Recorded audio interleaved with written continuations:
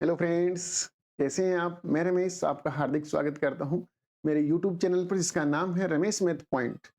और आज हम चल रहे हैं परसेंटेज के फोर्थ लेक्चर में यानी चौथे लेक्चर में। और हमने पिछले वीडियो में बात की थी कि किस प्रकार कंजप्शन और प्राइस के बीच में संबंध होता है, ठीक है ना, जहां पर हमने खर्चा नियत भी रखा। आज हम आगे अगली बात करने वाले हैं, तो हम इसमें आगे बढ़ेंगे। दोस्तों चलिए हम परसेंटेज में आगे चलते हैं और शुरू करते हैं अपने परसेंटेज को बैक टू बैक।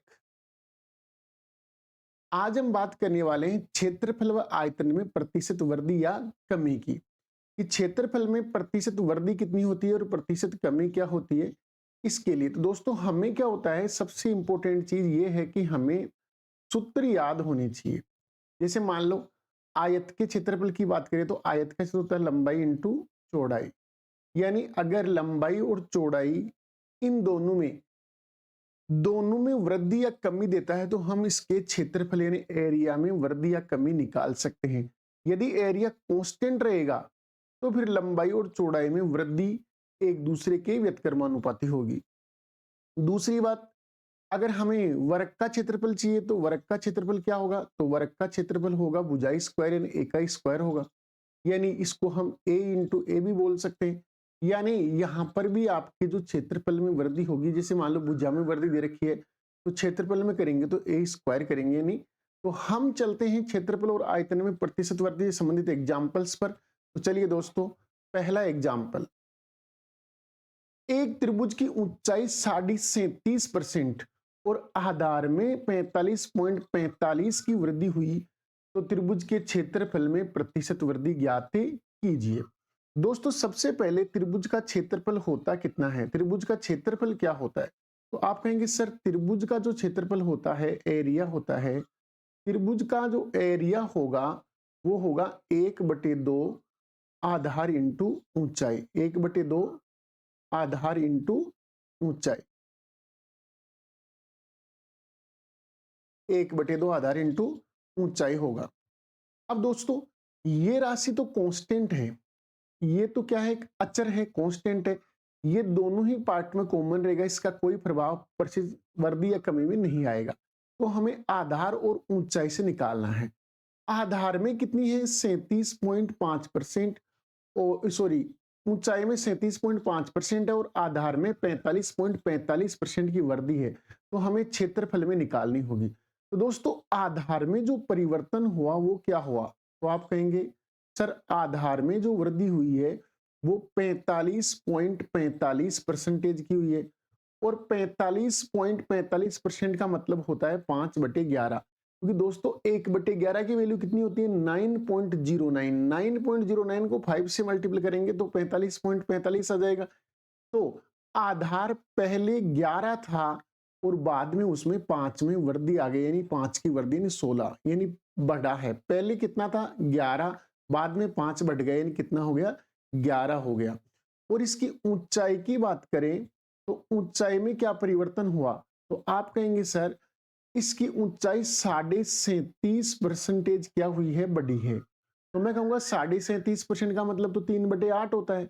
इसका मतलब पहले इसकी हाइट 8 थी और अब 3 बढ़ चुकी है, तो कितनी होगी दोस्तों 11 हो गई है। 8 से बढ़कर कितनी हो गई है 11।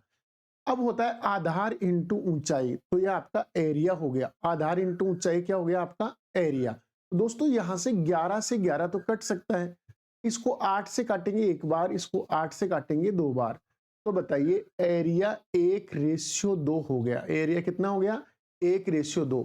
तो बताइए यहां जो प्रतिशत वृद्धि हुई है वो 1 यूनिट की हुई है और 1 यूनिट किसके बराबर होता है 100% के बराबर होता है। 1 यूनिट किसके बराबर होता है बेटा 100%। यानी इस प्रश्न का करेक्ट आंसर क्या होगा, ऑप्शन नंबर 2 इस प्रश्न का करेक्ट आंसर होगा। फिर से देख लेना, एरिया क्या था 1/2 आधार इंटू ऊंचाई, और हम जानते हैं 1/2 एक कांस्टेंट है और कांस्टेंट का वृद्धि या कमी में कोई रिलेशन नहीं होता है। कांस्टेंट से कोई फर्क नहीं पड़ता है क्वेश्चन पर, क्योंकि वो कॉमन बना रहेगा इसलिए वो आपस में हट जाता है। 45.45 की वैल्यू कितनी होती है 5/11 और 37.5 की होती है 3/8, अर्थात आधार 11 से 16 हो गया और ऊंचाई 18 से 11 हो गई। तो दोस्तों 11 से 11 काट दिया, इसको 8 से काट दिया, एक बार कटा, और इसको 8 से काटा तो 2 बार कट गया, तो 1:2 आ गया, यानी 1 यूनिट बढ़ा है, यानी 100% इसमें क्या हुई है, वृद्धि हुई है। तो चलिए दोस्तों हम अगले एग्जाम्पल पर चलते हैं, और अगला एग्जाम्पल हमारा क्या है कि एक वर्ग की भुजा में 40% वृद्धि होने पर उसके क्षेत्रफल में प्रतिशत वृद्धि ज्ञात करो। दोस्तों भुजा में जो प्रतिशत वृद्धि है वो कितनी है, तो आप कहेंगे सर इसकी जो भुजा है, मान लो मैंने इसकी भुजा ए मान ली, और भुजा में जो प्रतिशत वृद्धि है वो 40% है। दोस्तों 40% का फ्रैक्शन क्या होता है, तो हम कहेंगे सर 20% का 1/5 होता है, तो 40% का 2/5 होगा, वृद्धि है तो प्लस लगा देते हैं।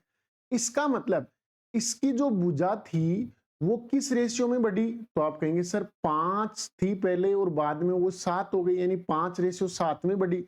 तो बताइए इसका क्षेत्रफल, और क्षेत्रफल होता है भुजा स्क्वायर, तो बेटा भुजा स्क्वायर तो 5 का वर्ग कितना होगा 25, और 7 का वर्ग कितना होगा 49, तो इसका जो क्षेत्रफल होगा वो 25:49 होगा।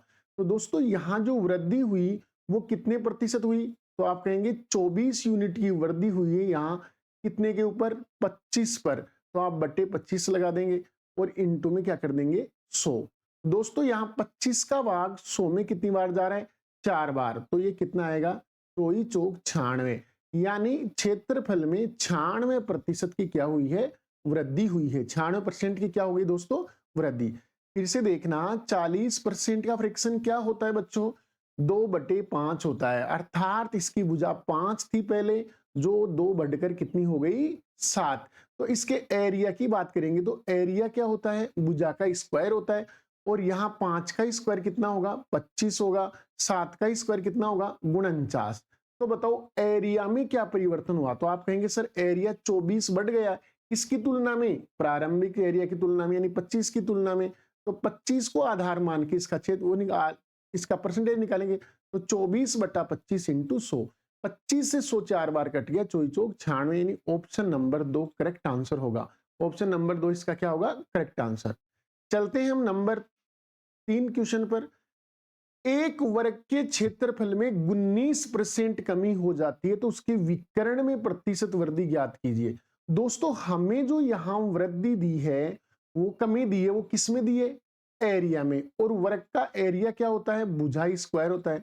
भुजा स्क्वायर में 19% कमी दी है, 19% क्या दी है कमी, और हम 19% को 19/100 लिख सकते हैं। 19% को हम क्या लिख सकते हैं 19/100 कमी है, अर्थात जो इसके एरिया है, इसके एरिया का जो मान होगा अनुपात, कि पहले इसका एरिया 100 था, पहले इसका एरिया कितना था दोस्तों, पहले इसका एरिया था 100 और अब उसमें 19 की कमी आ चुकी है, तो बताइए अब उसका एरिया कितना हो गया है 81। तो दोस्तों आपकी भुजा का रेशियो क्या होगा, तो आप कहेंगे सर इसका वर्गमूल निकाल लेते हैं।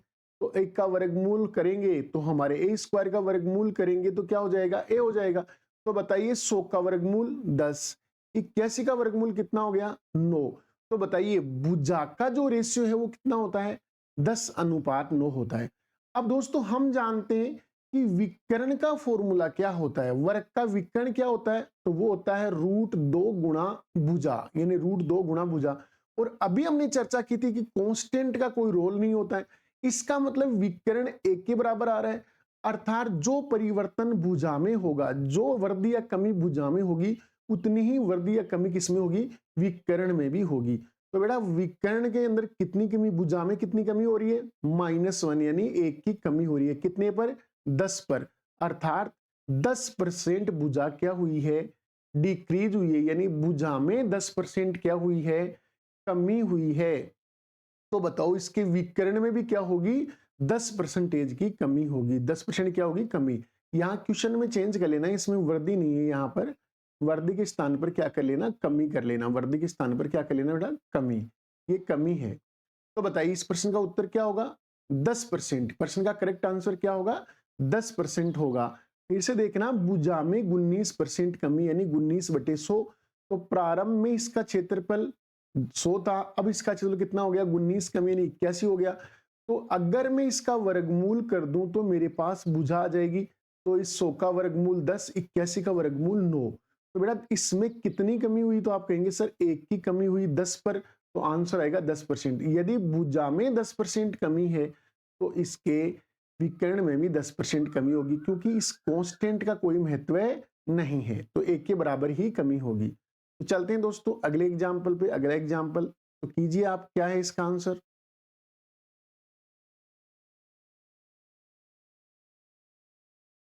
प्रश्न दे रखा है आपको, आयत की लंबाई में 27.27 की वृद्धि दे रखी है और चौड़ाई में 8.33 की कमी दे रखी है। हमें निकालना है क्षेत्रफल में वृद्धि है या कमी है, वो हमें ज्ञात करना है दोस्तों। हमें क्षेत्रफल में वृद्धि या कमी ज्ञात करनी है। मुझे बताइए यहाँ पर जो मान दे रखा है और इसमें लंबाई की बात करूं मैं, तो लंबाई में जो दे रखी है वो वृद्धि दे रखी है कितने की, 27.27% की। अब दोस्तों जानते हैं 27.27 किसकी वैल्यू होती है, 3/11 की वैल्यू होती है, क्योंकि हम जानते हैं 1/11 की वैल्यू 9.09 होता है, तो उसका 3 गुना कितना होगा, 27.27 होगा। ऐसे इसकी चौड़ाई में जो है ना कमी दे रखी है कितनी, 8.33% की कमी दे रखी है। और इससे हम क्या पढ़ेंगे, 1/12, इसको हम क्या पढ़ेंगे दोस्तों, 1/12, क्योंकि -1/12, क्योंकि कमी हो रही है यहाँ पर। 1/12 की वैल्यू कितनी होती है, तो 8.33% होती है, ठीक है ना।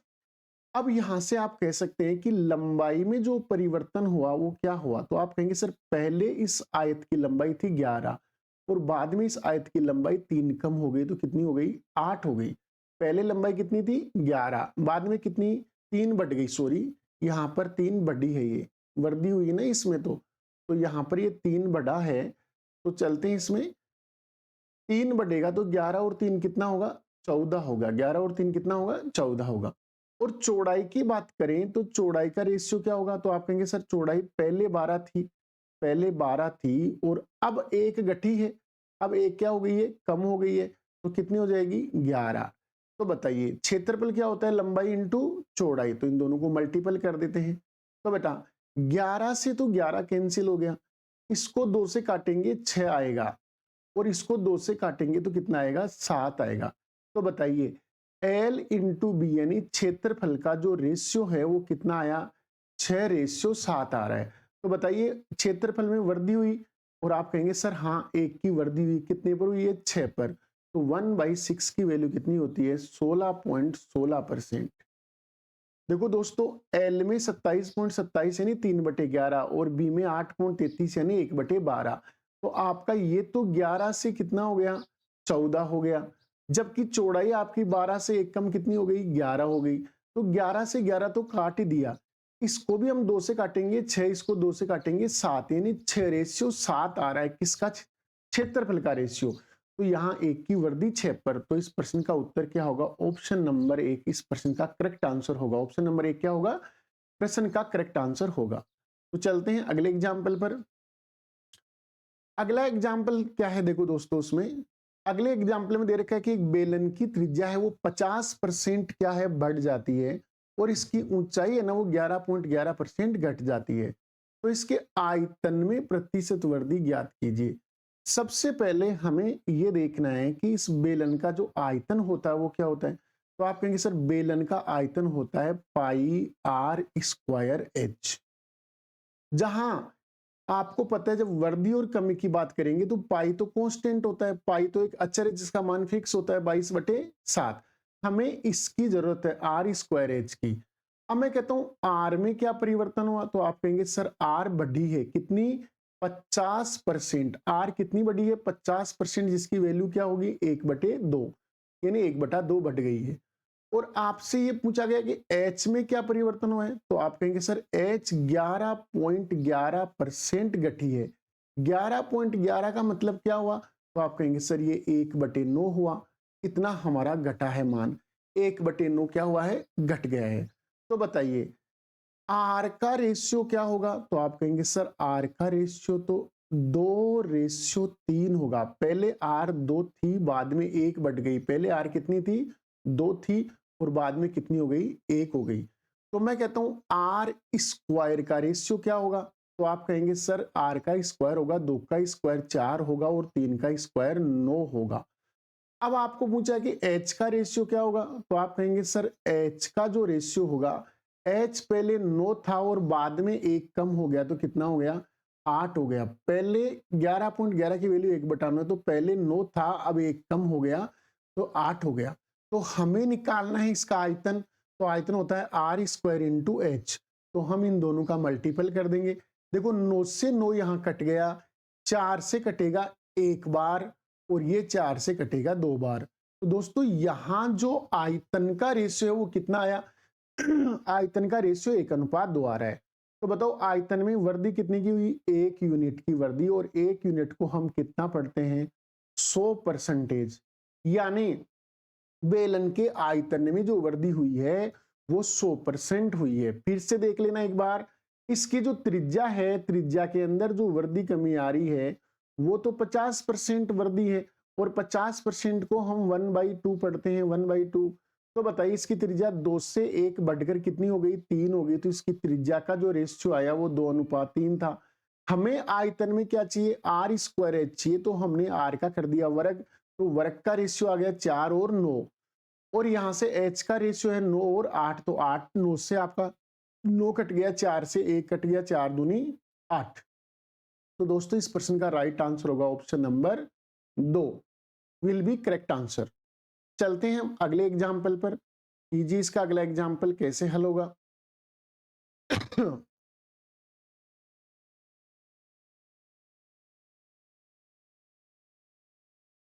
देखो इस प्रश्न में क्या दे रखा है कि एक गोला है, उस गोले के व्यास में जो वृद्धि है वो कितनी है, 20% वृद्धि दे रखी है, और हमें आयतन में प्रतिशत वृद्धि पूछ रहा है। दोस्तों त्रिज्या क्या होती है, r, और व्यास होता है 2r। तो दोस्तों व्यास में कोई वृद्धि दी है तो आपको पता है ये दो तो कांस्टेंट है, इसका मतलब ही नहीं है, इसका मतलब ये वृद्धि किसमें है, r में। यदि आपके व्यास में वृद्धि 20% है तो त्रिज्या में भी वृद्धि कितनी है, 20% ही होगी, क्योंकि कांस्टेंट का हमारे मान पर कोई फर्क नहीं पड़ता, वृद्धि कमी में कोई फर्क नहीं पड़ता। अगर त्रिज्या में 20% है तो व्यास में भी 20 ही होगी, क्योंकि जैसे आप मैं बताऊं, जैसे मान लो त्रिज्याओं का है ना, त्रिज्या आप में 20% वृद्धि हो गई। अब मान लो मैंने इसको R1 मान लिया, तो इसका व्यास होगा 2R1 और दूसरे का व्यास होगा मान लो 2R2। जैसे ही हम दोनों का रेशियो लेंगे ये 2 से 2 वापस कैंसिल हो जाता है, अर्थात अचर का कोई महत्व नहीं होता है प्रतिशत वृद्धि में, यानी कंपैरिजन में अचर यानी गुणांक का कोई मतलब नहीं रहता है। तो बताओ आर में जो वृद्धि हुई 20% है, यानी 1/5, 1/5 है। तो दोस्तों इसका आर है, त्रिज्या है, वो पहले कितनी थी, तो आप कहेंगे सर पहले इसकी त्रिज्या 5 थी और बाद में कितनी हो गई, तो आप कहेंगे सर 1 बढ़ गई और 6 हो गई। तो बताओ हमें चाहिए इसका आयतन, इसके आयतन में बताना है। अब बताओ गोले का आयतन क्या होता है, तो आप कहेंगे सर गोले का आयतन होता है 4/3 पाई आर क्यूब। अभी हमने कहा कि अचर का कोई मतलब नहीं होता है, तो इसका कोई यहां पर मतलब नहीं है, तो हमें चाहिए आर क्यूब, तो हम यहां से कर देते हैं आर क्यूब। तो बताइए 5 का क्यूब कितना होगा, 125, और 6 का क्यूब कितना होगा, 216। 6 का क्यूब कितना होगा, 216 होगा। तो दोस्तों यहां जो वृद्धि आई वो वृद्धि कितने की है, तो यहां वृद्धि हो गई 91 यूनिट की। 91 यूनिट की वृद्धि कितने पर आई, 125 पर, तो इंटू 100। इसका हम करते हैं, तो इसको 25 से काटेंगे, 4 बार कटेगा, ये 25 से 5 बार कटेगा।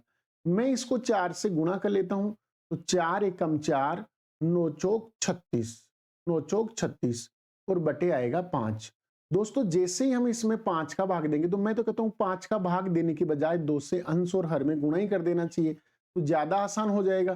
तो यहां से 4 का डबल होगा 8, 6 का डबल होगा 12, 3 का डबल होगा 6 और एक दाई वाली 7, नीचे 10 है तो नीचे दशमलव आएगा, यानी आपका जो उत्तर आएगा वो 72.8% आएगा, यानी आंसर कितना आएगा, 72.8%। फिर से देख लेना दोस्तों, यहां पर क्या बताया इसने कि जो व्यास है वो 2r होता है और त्रिज्या होती है r, लेकिन 2 का कोई मतलब नहीं होता है कंपैरिजन में, इसलिए r में जो वृद्धि है वही व्यास में होगी। तो व्यास में 20 है तो त्रिज्या में भी 20 हो गया, यानी 1/5 इसकी वैल्यू आई।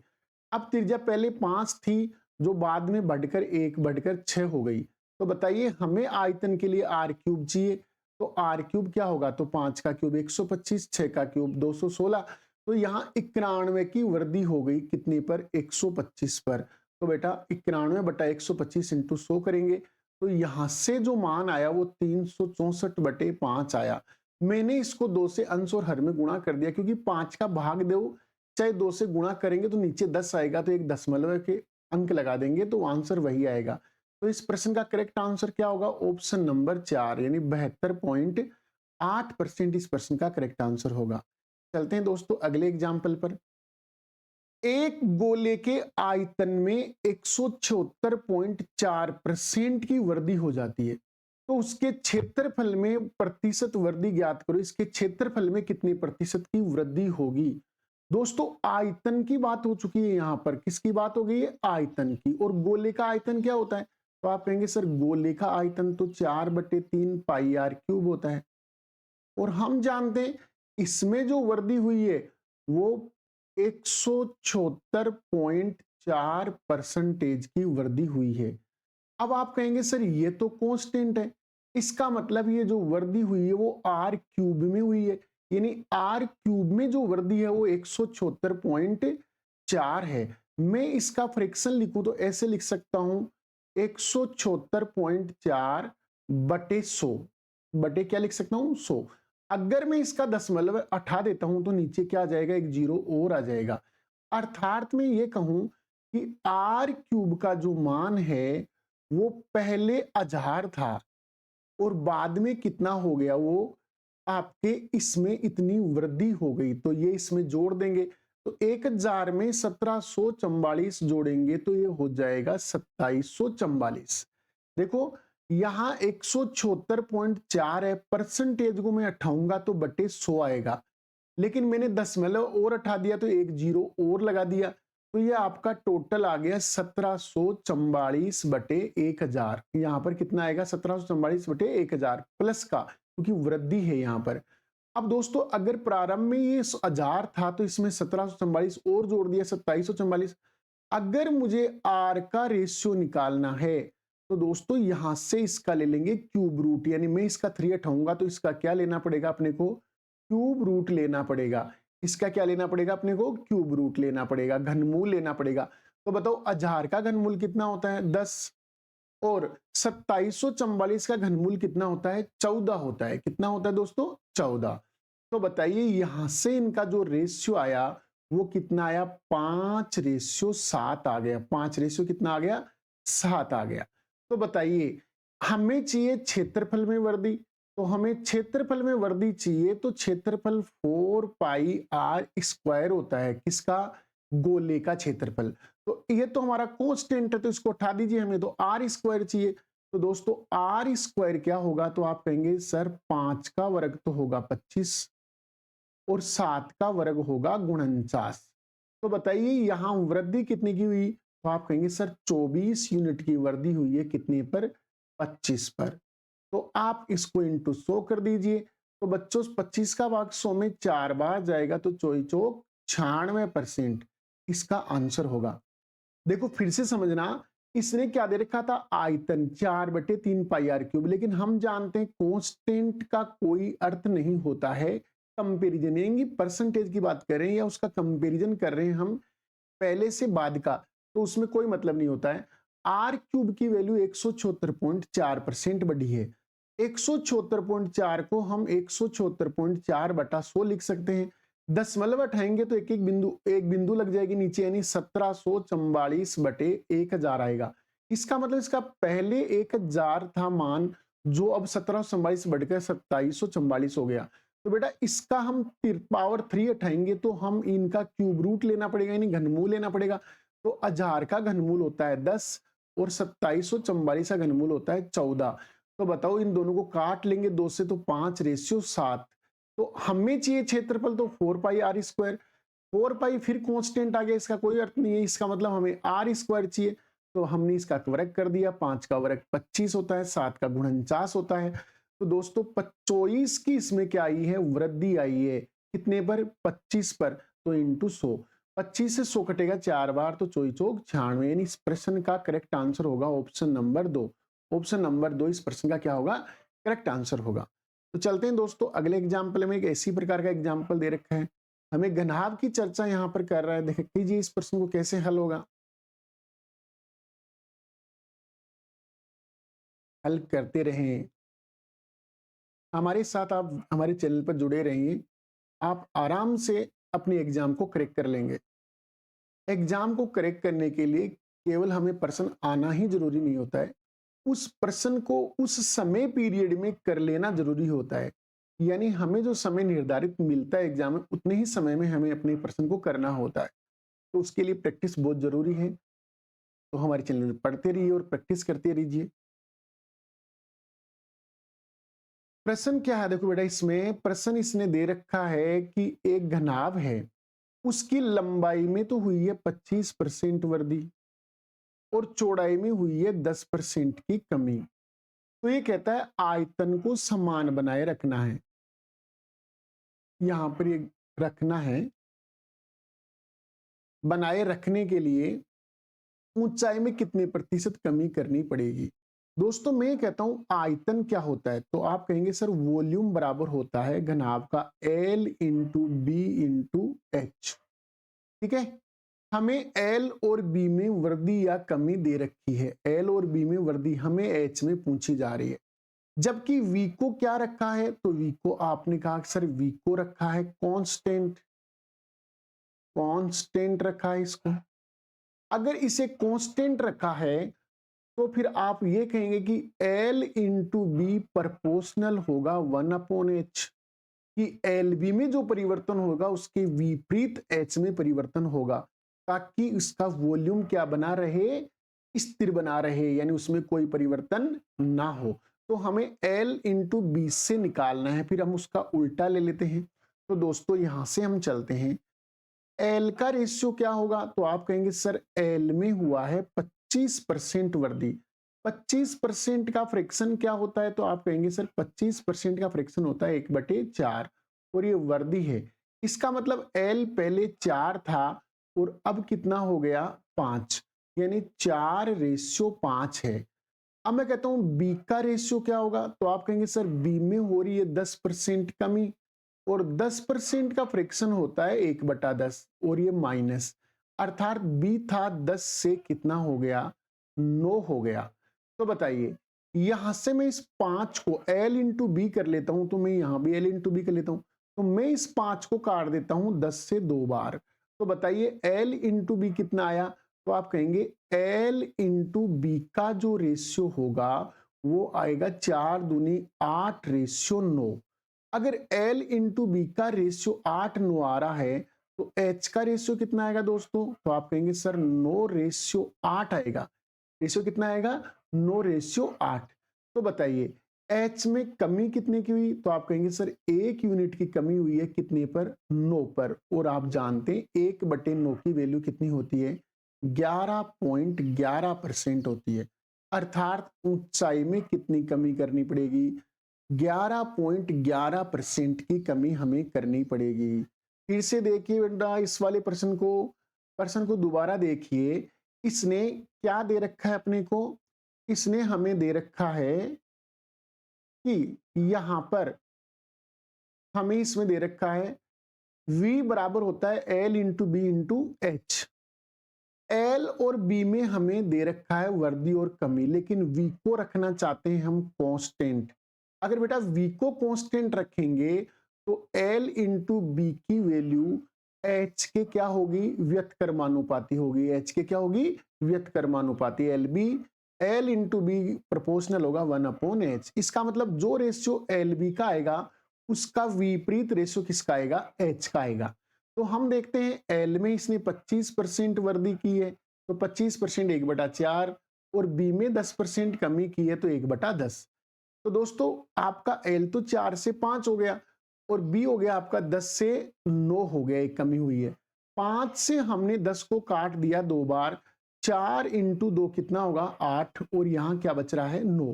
तो एलबी का रेशियो क्या हो गया 8:9 हो गया।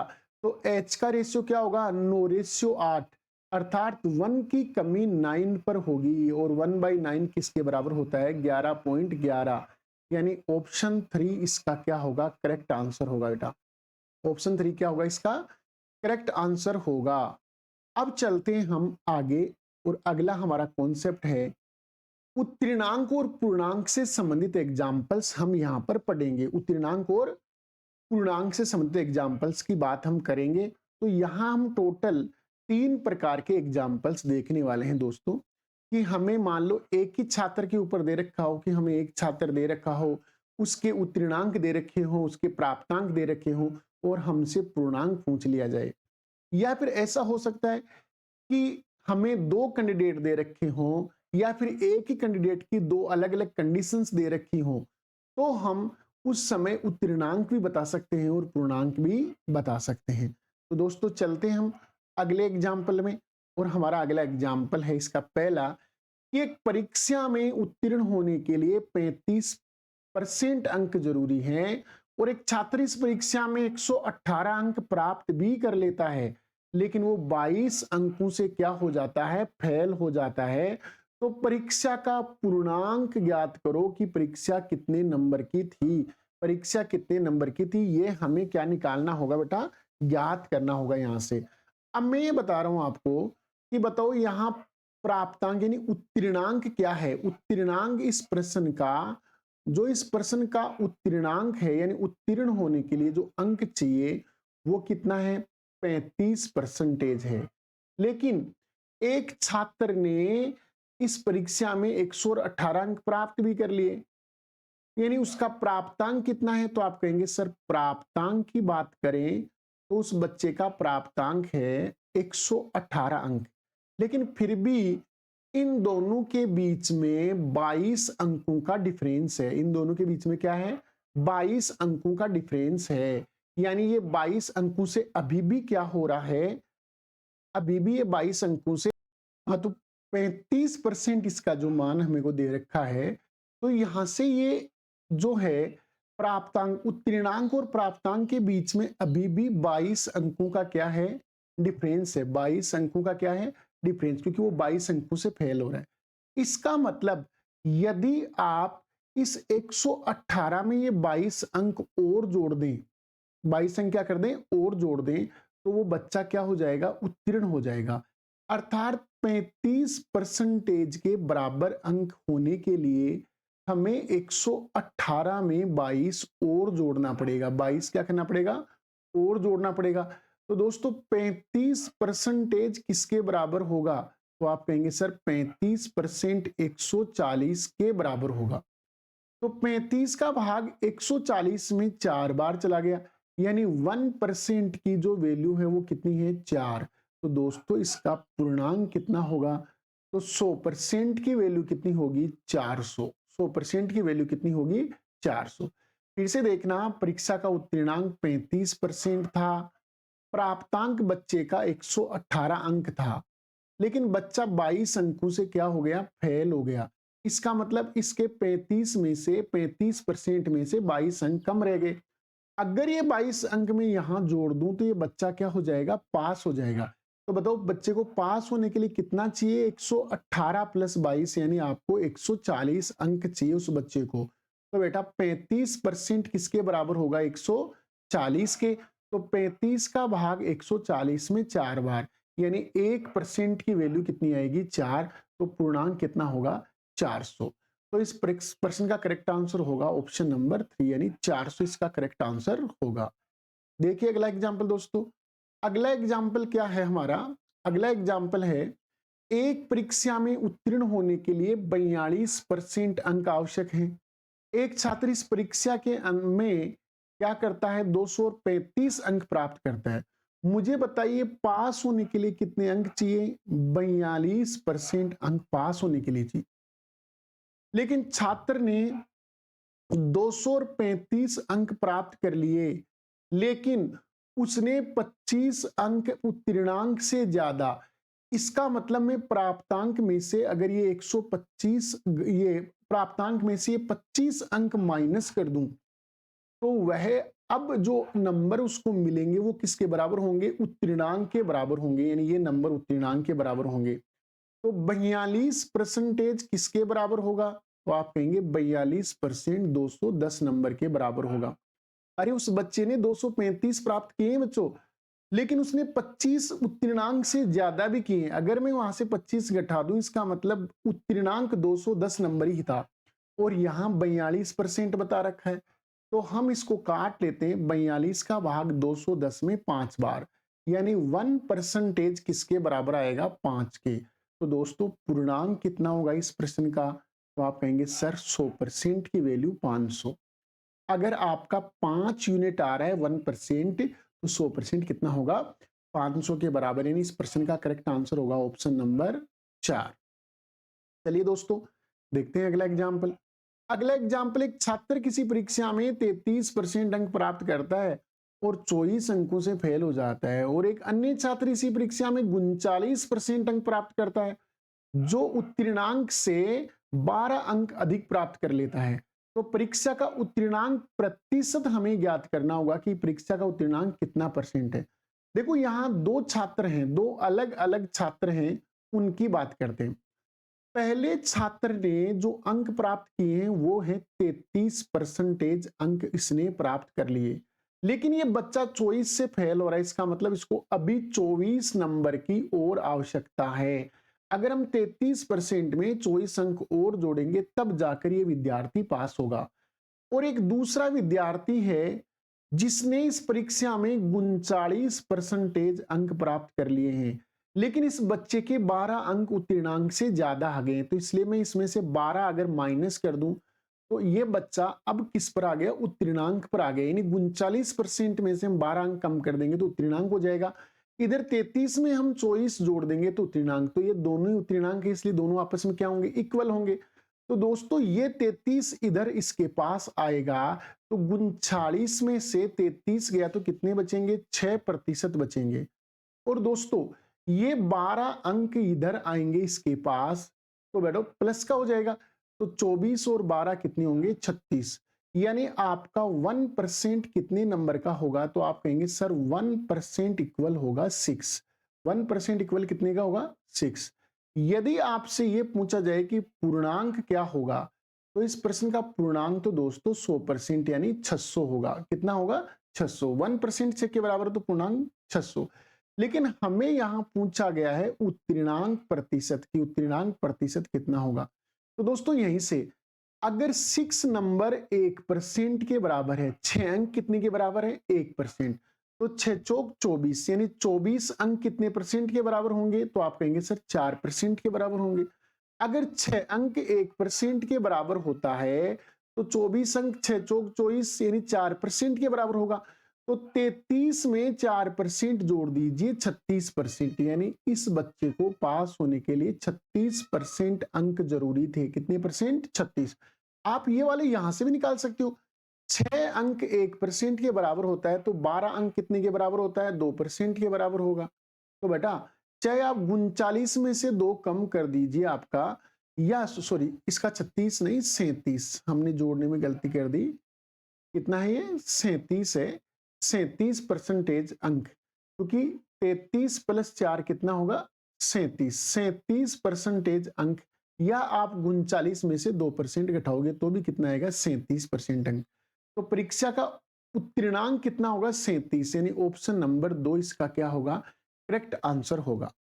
चलते हैं अगला एग्जाम्पल इसी प्रकार का, कि एक छात्र है जो इस परीक्षा में क्या करता है, 35%, यानी पहले छात्र की मैं बात करूं तो उस छात्र ने 35% अंक प्राप्त भी कर लिए, लेकिन ये छात्र 20 अंकों से फेल हो गया। तो बेटा इसको 20 अंक क्या चाहिए, और चाहिए, ताकि ये उत्तीर्णांक वाली लाइन पर आके खड़ा हो जाए, यानी उस उत्तीर्णांक की लाइन पर आ जाए। और नंबर 2 छात्र की बात करें तो इस छात्र ने 42% अंक प्राप्त किए हैं, तो हम इसमें से, और इसने 15 अंक क्या किए हैं, ज्यादा प्राप्त कर लिए, तो मैं इसमें से 15 कर देता हूं कम, ताकि ये भी छात्र उत्तीर्णांक वाली लाइन पर आ जाए, वो भी कहां आ जाए आपका उत्तीर्णांक वाली लाइन पर आ जाए बिल्कुल। तो बेटा दोनों आपस में बराबर हो गए क्योंकि दोनों उत्तीर्णांक लाइन पर हैं। तो यहां से बताओ 35 को 42 की तरफ लेके आएंगे तो माइनस होगा 42 में से 35, तो कितना बचेगा 7%। 7% बराबर। अब ये 15 को हम इधर लेके आएंगे तो ये प्लस का होगा, तो 15 और 20 कितना हो गया 35। तो दोस्तों 7 से 35 काटेंगे तो बच्चों 1% 5 नंबर के बराबर होगा। 1% कितने के बराबर होगा 5। अब आपसे पूछे पूर्णांक क्या होगा तो आप कहेंगे सर 500 नंबर होगा। पूर्णांक क्या होगा 500, लेकिन हमसे फिर उत्तीर्णांक प्रतिशत ही पूछा गया है। तो बेटा ये बताओ 5 अंक हैं वो 1% के बराबर है, तो 20 अंक 5 चौके 20 4% के बराबर होंगे, क्योंकि 5 का भाग 20 में 4 बार जाएगा 4%। तो 35 प्लस 4 कितने होंगे 39%। यानी इस परीक्षा में पास होने के लिए कितने अंक जरूरी हैं 39% अंक हमें जरूरी है, यानी option number 4 will be correct answer. चलते हैं अगले एग्जाम्पल में, और हमारा अगला एग्जाम्पल है एक छात्र किसी परीक्षा में 36 अंक प्राप्त करता है। सेम सीरीज का एग्जाम्पल है, वही एग्जाम्पल जो हमने अभी किया है कि पहला कैंडिडेट है वो कितने कर रहा है 36% अंक प्राप्त करता है और 40 अंकों से फेल हो गया। इसका मतलब इसको उत्तीर्णांक लाइन पर आने के लिए 40 अंक और चाहिए। कितने चाहिए 40 अंक। नंबर 2 विद्यार्थी की बात करें तो उस विद्यार्थी ने 45% अंक प्राप्त किए हैं, लेकिन वो उत्तीर्णांक लाइन से आगे है। कितना 32 अंक आगे है, तो हमें इसमें से क्या कर देना है 32 कम कर देना है। तो दोस्तों अब ये उत्तीर्णांक लाइन पर आ गया, तो आप कहेंगे ये भी उत्तीर्णांक लाइन पर है, तो दोनों आपस में बराबर। तो मैं 36 को लेके आता हूं 45 के पास, तो 45 में से 36 गया तो 9% यानी 9% बचेगा। और मैं 32 को लेके आता हूं 40 के पास, तो इधर आके प्लस का होगा, तो 40 प्लस 32 72 होगा। तो दोस्तों 9 से 72 कटेगा 8 बार, यानी 1% 8 नंबर के बराबर होगा। 1% कितने नंबर के बराबर होगा 8%। तो आपसे पूछे पूर्णांक तो आप कहेंगे 800। आपसे कहे उत्तीर्णांक तो बदल दीजिए दोस्तों। 8 नंबर 1% होता है, तो 8 5 40 यानी 40 नंबर 5% होगा। तो दोस्तों 36 प्लस 5 कितना होगा 41। यानी इस परीक्षा का जो उत्तीर्णांक है वो कितना है 41%। यानी परीक्षा में हमें पास होने के लिए 41% अंकों की दरकार होगी। तो ऑप्शन नंबर 4 इसका करेक्ट आंसर होगा दोस्तों। चलते हैं नेक्स्ट एग्जाम्पल पे, और हमारा अगला एग्जाम्पल है एक कक्षा के 48% छात्र अंग्रेजी में फेल हो जाते हैं और 46% छात्र गणित में फेल हो जाते हैं। 12% छात्र दोनों विषय में फेल हो जाते हैं, तो कितने प्रतिशत छात्र केवल एक विषय में फेल हुए। दोस्तों यहां से हम चलते हैं कि बताओ, मैं इसको वेन आरेख से बताता हूं कि इसका वेन आरेख देखते हैं। ये मैंने एक वेन बनाया और ये वेन बना दिया मैंने अंग्रेजी विषय के लिए, इंग्लिश विषय के लिए बना दिया। ये अंग्रेजी विषय का वेन आरेख है। और मैंने दूसरा जो वेन बनाया है वो बना रहा हूं मैं यहां पर गणित विषय के लिए, और मैंने गणित विषय के लिए एक वेन आरेख बनाया है, और ये है हमारा मैथ सब्जेक्ट का वेन आरेख। ये जो पार्टीशन आपको बीच में जो दे रखा है पार्टीशन, ये पार्टीशन क्या है दोनों का कॉमन पार्ट है। ये दोनों का क्या है कॉमन पार्ट है। दोस्तों दोनों में कॉमन पास यानी फेल होने वाले छात्रों की संख्या कितनी थी 12%। तो ये कॉमन हिस्सा है ना वो 12% के बराबर होगा। कॉमन हिस्सा कितने के बराबर होगा 12% के बराबर। अब ये कहता है अंग्रेजी विषय में जो फेल होने वाले छात्र हैं वो टोटल 48 है। इन 48 मतलब इस वेन आरेख के अंदर, पूरे ई वाले वेन आरेख के अंदर 48 विद्यार्थी होने चाहिए, जिनमें से 12 तो यहां आ गए। तो बताओ यहां कितने बचे 36 विद्यार्थी बचे, यानी 36% विद्यार्थी बचे। हम बात कर रहे हैं मान लो कि मैथ वालों की, तो मैथ वाले हैं 46% टोटल, यानी मैथ के वेन आरेख में 46% होना चाहिए, जिनमें से 12 तो यहां आ गए। तो यहाँ कितने बचे? 34% विद्यार्थी यहाँ पर बचे। ठीक है, कितने विद्यार्थी? 34%। तो ये 36%, अगर आपसे ये पूछा जाए कि यहाँ पर कुल फेल कितने हुए, कुल कितने फेल कितने हुए, तो दोस्तों आप कहेंगे सर 36 तो फेल हो गए, केवल किसमें? अंग्रेजी में, केवल अंग्रेजी में, अंग्रेजी में नहीं, केवल अंग्रेजी में। और आप कहेंगे सर 34 हो गए केवल मैथ में, और 12 हो गए दोनों में। ऐसे ये मिलाकर के टोटल फेल हो गए। तो आप इनका जब योग करेंगे तो ये आपके पास आएगा 82%। कितना परसेंट आएगा? 82। इसका मतलब यहाँ फेल होने वाले छात्रों की टोटल संख्या कितनी है? 82%। तो बताओ पास होने वाले कितने हैं? तो आप कह सकते हैं सर 18% विद्यार्थी, 100 में से 18% विद्यार्थी क्या हुए हैं? दोनों सब्जेक्ट में पास हुए हैं। अब ये दोस्तों यहां हमसे प्रश्न पूछा कितने प्रतिशत विद्यार्थी केवल एक विषय में पास हुए हैं। मैं कहता हूं ये 36% तो केवल अंग्रेजी में फेल हुए हैं। इसका मतलब ये आपके विद्यार्थी गणित में क्या है, मैथ में क्या है बेटा? ये मैथ में पास हैं, क्योंकि ये 36% है ना, केवल अंग्रेजी में फेल हुए हैं। और ये 34% केवल गणित में फेल है। इसका मतलब अंग्रेजी में क्या है? ये पास। तो बताओ ये 34% एक विषय में पास है, ये 36 भी एक विषय में पास है। जैसे मैथ में पास है, ये अंग्रेजी में पास है, तो इन दोनों का योग होगा, वो टोटल एक विषय में पास होंगे। तो 36 प्लस 34 70%। 70% विद्यार्थी ऐसे हैं जो किसी ना किसी एक विषय में क्या है? पास। तो ऑप्शन नंबर 2 इसका क्या होगा? करेक्ट आंसर होगा। ऑप्शन नंबर 2 इसका क्या होगा? Correct answer. तो कीजिए अगला एग्जांपल एक ऐसा ही। एक कक्षा में 52% विद्यार्थी क्या हुए हैं? 52% विद्यार्थी तो अंग्रेजी में फेल हो गए। तो मैं एक वेन आरेख बनाता हूं इस प्रकार से। ये तो हो गया अंग्रेजी का वेन आरेख। ये किसका वेन आरेख है? अंग्रेजी विषय का। और हम एक दूसरा वेन आरेख बनाते हैं, वो है विज्ञान विषय का। और विज्ञान में जो फेल होने वाले हैं उनकी संख्या वो हमें दे रखी है साइंस वालों की। अब बताओ दोनों में कितने हुए? तो आप कहेंगे सर दोनों में 15% क्या हुए हैं? फेल हुए हैं। और पूरी अंग्रेजी में फेल होने वाले कितने हैं? तो आप कहेंगे 52%। तो अंग्रेजी में 52% होंगे, उनमें से 15 तो यहां आ गए। तो बेटा 52 में से 15 निकाल दीजिए, कितने बचे? 37% विद्यार्थी यहां बच गए जो केवल अंग्रेजी में होंगे, केवल अंग्रेजी में। टोटल 44% विद्यार्थी हैं, वो क्या हैं? विज्ञान में क्या हुए हैं? फेल हुए हैं। तो बेटा 44 में से 15 तो यहां आ गए, यहां कितने बचे? 29%। यहां कितने बचे?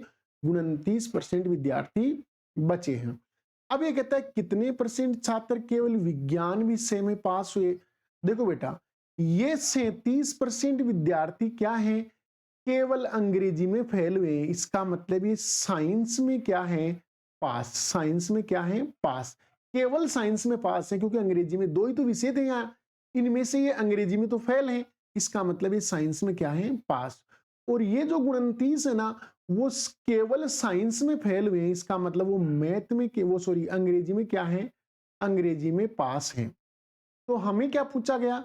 केवल विज्ञान में ये पास वाले पूछे गए। तो विज्ञान में पास कितने होंगे बेटा? तो विज्ञान में पास होंगे 37% विद्यार्थी। यानी इस प्रश्न का जो राइट आंसर होगा 37% होगा। इस प्रश्न का राइट आंसर क्या होगा बेटा? 37%। चलते हैं दोस्तों अगले एग्जाम्पल पर।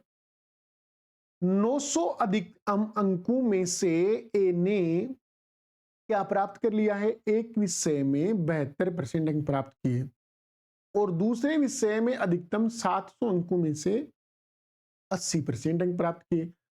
यदि परिणाम दोनों विषयों को सम्मिलित प्रतिशतता पर आधारित हो तो सम्मिलित प्रतिशतता ज्ञात करो। कि हमें सम्मिलित रूप से परसेंट बताना है। बोलो एक एग्जाम तो कितने नंबर की थी? एक फर्स्ट एग्जाम तो आपकी 900 नंबर की थी और सेकंड एग्जाम आपकी किसकी थी? 700 नंबर की थी। इसमें तो बच्चे ने प्राप्त किया है 72%। तो आप इसका 72% निकाल सकते हैं। तो 9 दूनी 18, 9 संते 63 और 1 64, उसने 448 अंक प्राप्त कर लिए और यहां पर विद्यार्थी ने 80% अंक प्राप्त किए हैं, तो आटे साते 56, आटे साते 56 यानी 560 अंक प्राप्त कर लिए।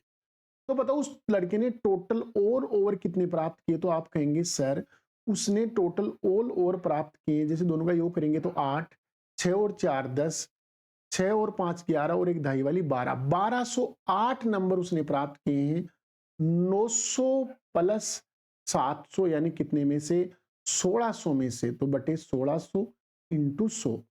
दोस्तों यहां से हम 100 से दो बिंदु कैंसिल कर देंगे, 16 का भाग हम लगाएंगे, 16 7 112, 16 संते 112, 8 बच गए 88, 16 5 80, फिर 8 बच गए, दशमलव लगाया तो 16 5 80 यानी 75.5% इस प्रश्न का राइट आंसर।